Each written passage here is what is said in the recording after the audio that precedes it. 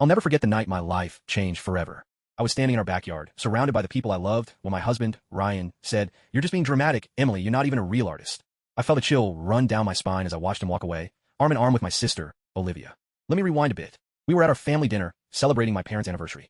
The smell of sizzling barbecue filled the air, and the sound of laughter and chatter was deafening. But beneath the surface, tensions were running high. My parents had announced their decision to leave their entire estate to Ryan and me, but with one condition: we had to stay married for at least 5 years.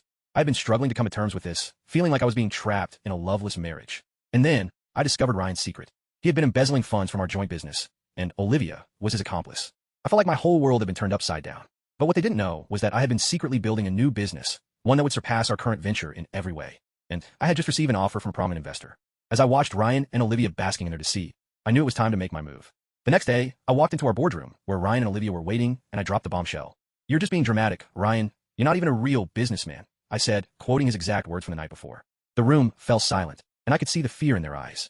The investor, who had been quietly observing from the sidelines, stepped forward and announced that he would be partnering with me, and only me.